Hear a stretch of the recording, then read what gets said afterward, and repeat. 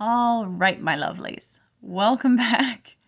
This is your speedy introduction to a very cool period of English literary history called, it's two periods. The Restoration, which is very short, about 10 years, and the long 18th century. So the Restoration takes place at the end of the 17th century, but sort of gets grandfathered in to what's called the long 18th century or 1700s. That's the period that we're talking about today. The politics behind this period are, shall we say, plot heavy. A lot is going on in this time. So do hear me acknowledge right here and now that I will be summarizing and skipping over a fair bit in the interest of focusing on the literature that comes out of this period. If the works we study during these next couple of weeks really turn your crank, please do seek out a higher level course focusing on the 18th century or the Restoration period more fully. I do recommend it. Right. Dig out the Renaissance timeline that I built for you just for reference sake, since having that to hand might help you contextualize some of what follows. But remember, this is not a history course. All of this is just for context. You will not be tested on it. It just kind of helps put the environment together around the piece of writing as you're reading it so that you kind of get where you are. Okay, if you've got that out, here we go. After Queen Elizabeth I died in 1603, her nephew James VI took over. James, you may recall, was the son of our very controversial Mary Queen of Scots. James rules until 1625, continuing the colonial expansion of the British Empire that Elizabeth had begun. And during his reign, James's reign, significant British settlements are established in Ireland and North America and elsewhere. Your timeline of the Renaissance period has some running comments about the takeover of Ireland.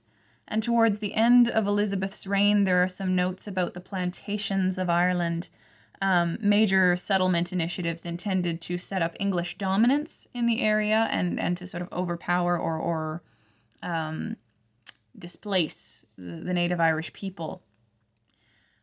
James continues with that project. It's under his rule that the Ulster plantation, begun around 1609, gets underway. That's a major, major project that in a lot of ways changes the course of Irish history. Again, just keeping you abreast of this stuff so that when we start getting into the English language literature of Ireland and other colonies, you have some background, because that's going to start coming down the pike more significantly.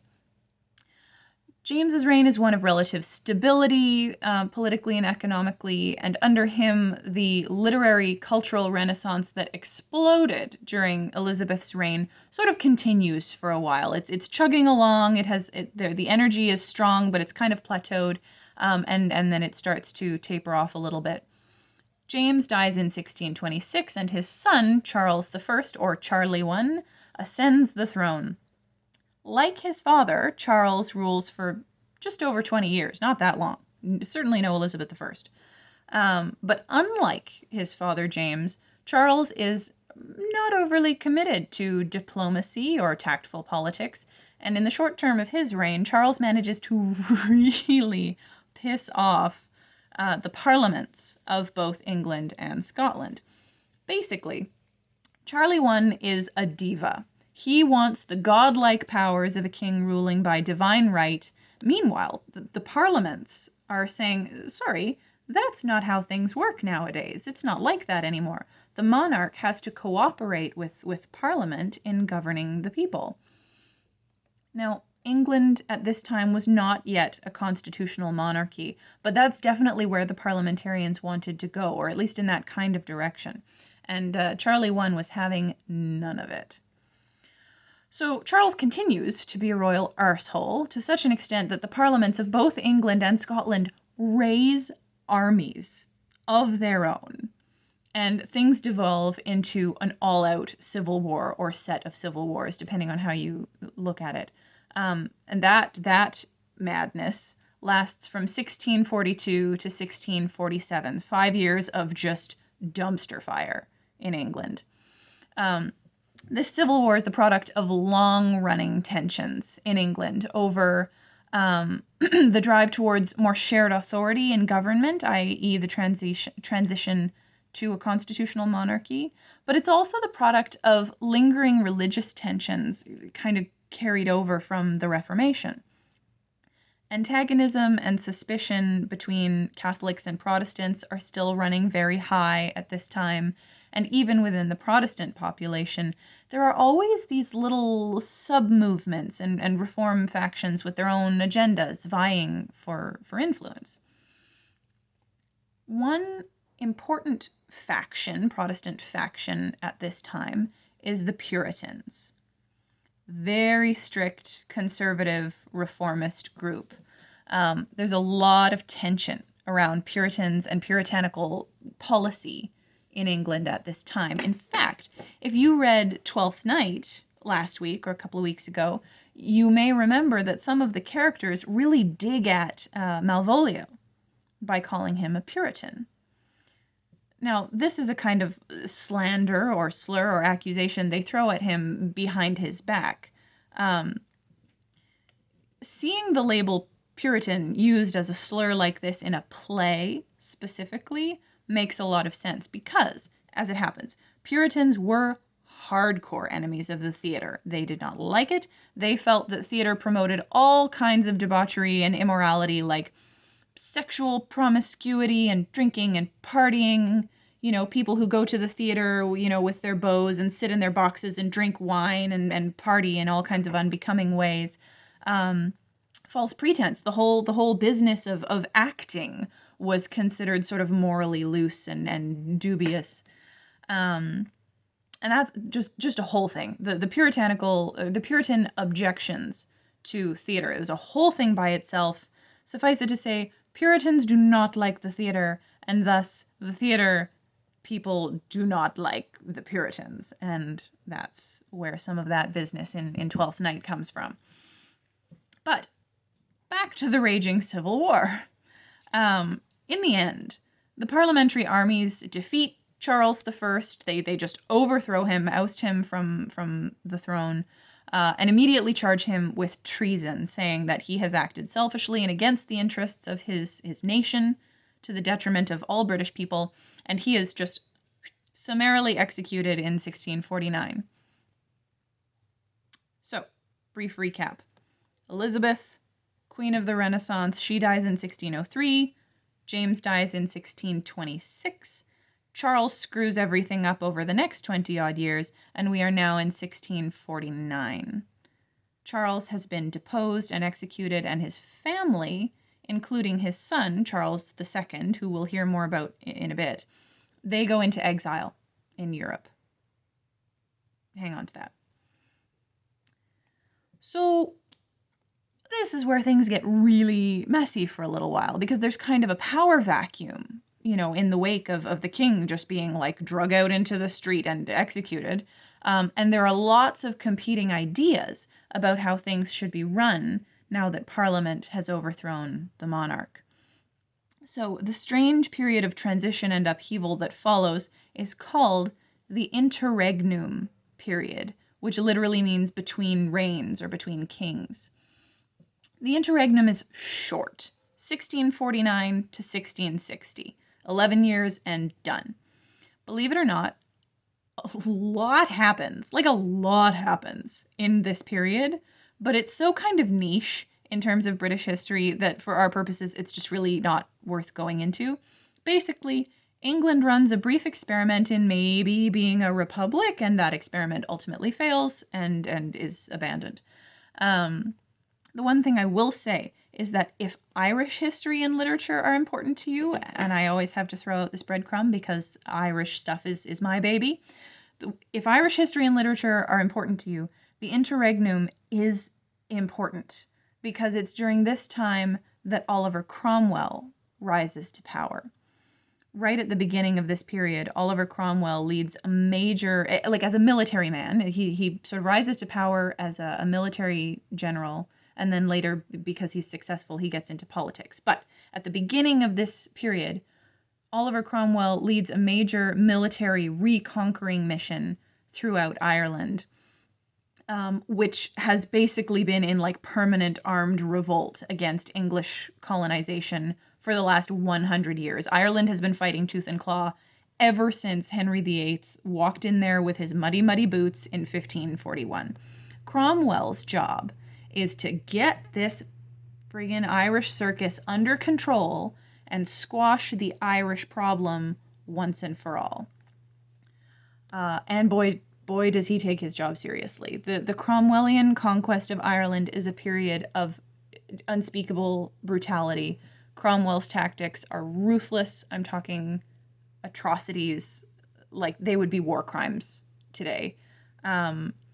His name is still hated and spat upon by a lot of people in Ireland to this day. But like I said, brief experiment with republicanism for England, with Puritan influencers often at the forefront of that movement.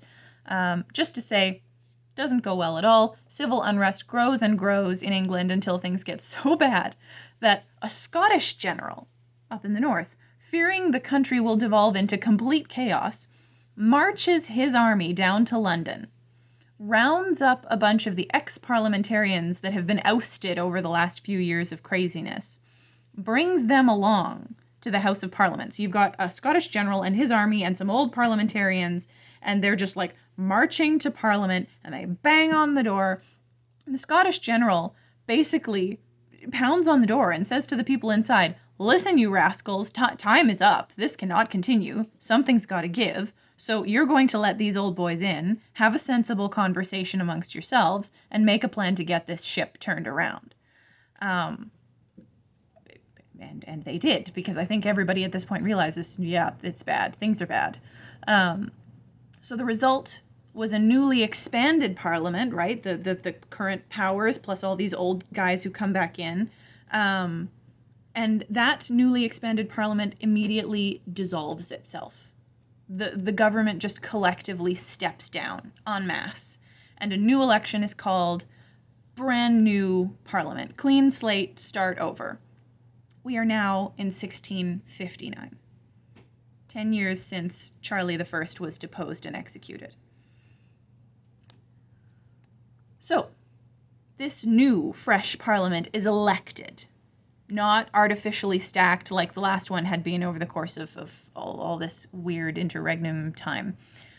So it's made up of a much more even balance of factions and political and religious interests. You've got your pro-parliament people, some Republicans, some constitutional monarchists. You've got some old-school monarchists, I'm sure. You've got your Puritans, your OG Protestants, your Catholics. Everybody's in there.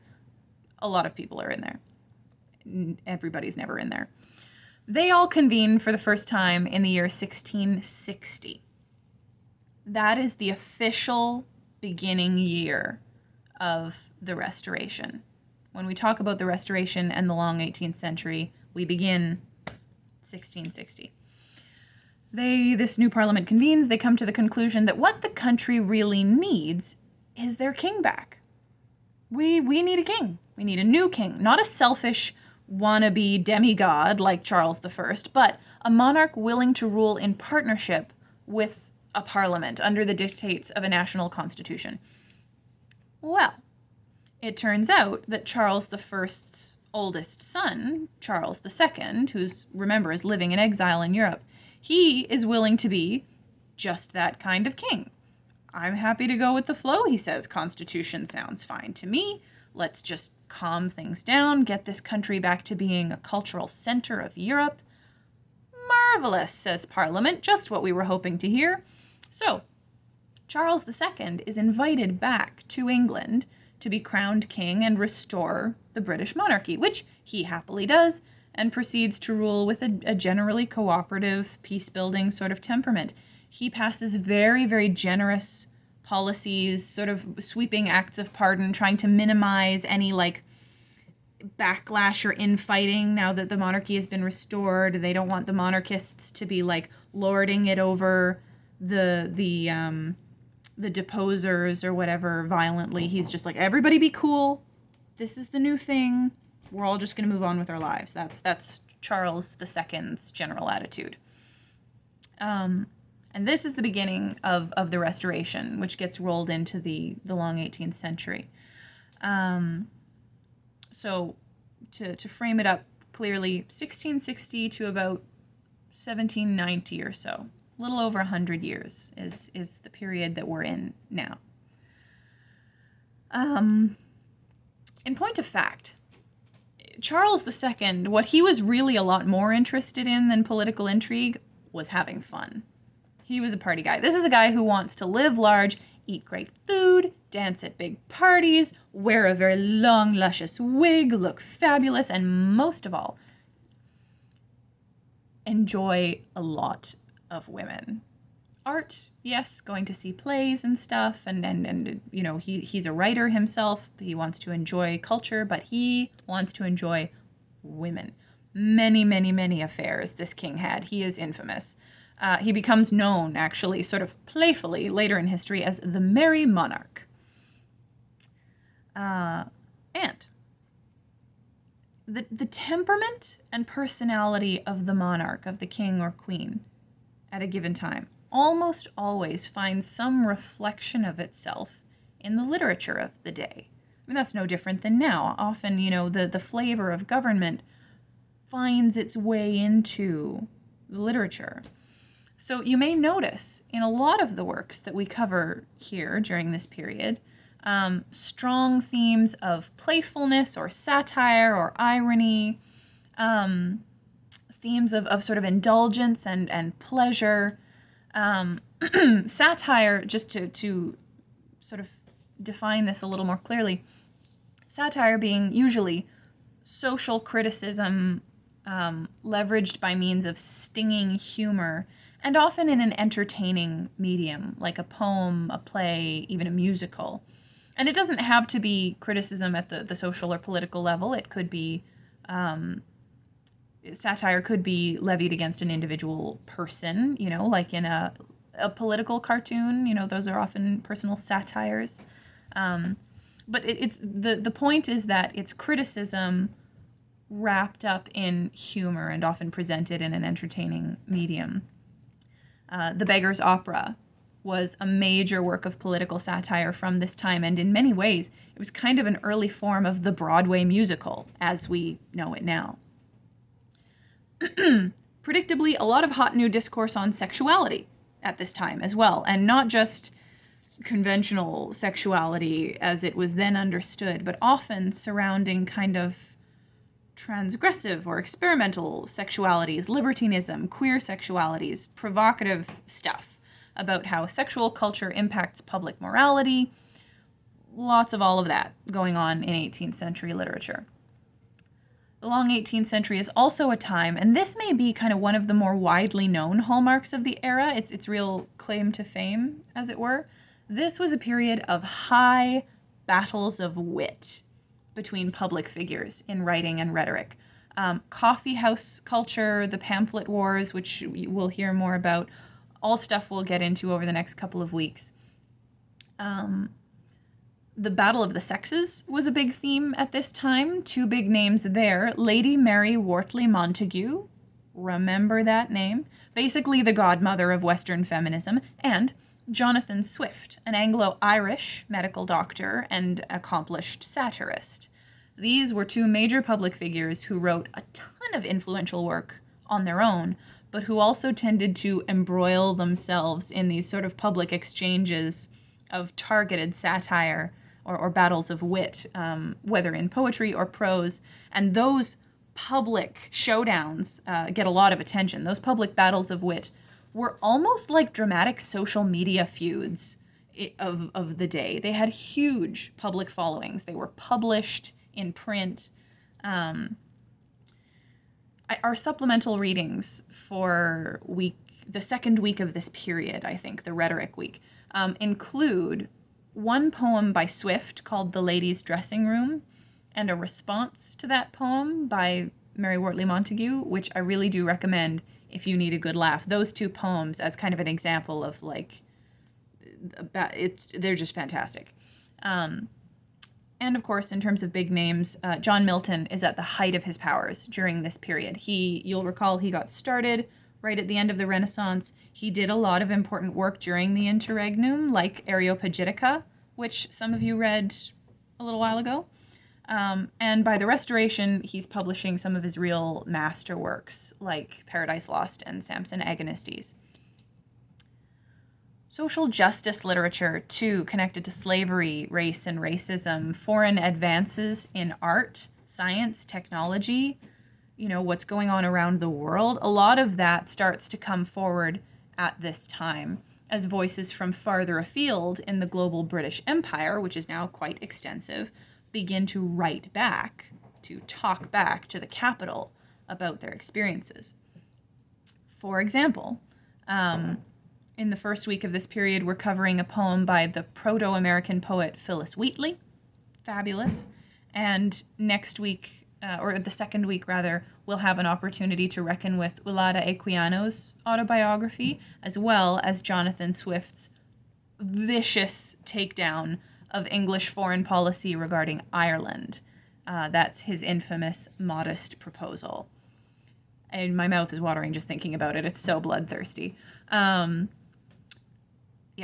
I really do hope that you enjoyed the readings for this first week of the period. I know this time of the semester we could all use the chance to sit back, relax, and just enjoy some goofy old-fashioned cat poems, so I hope you did.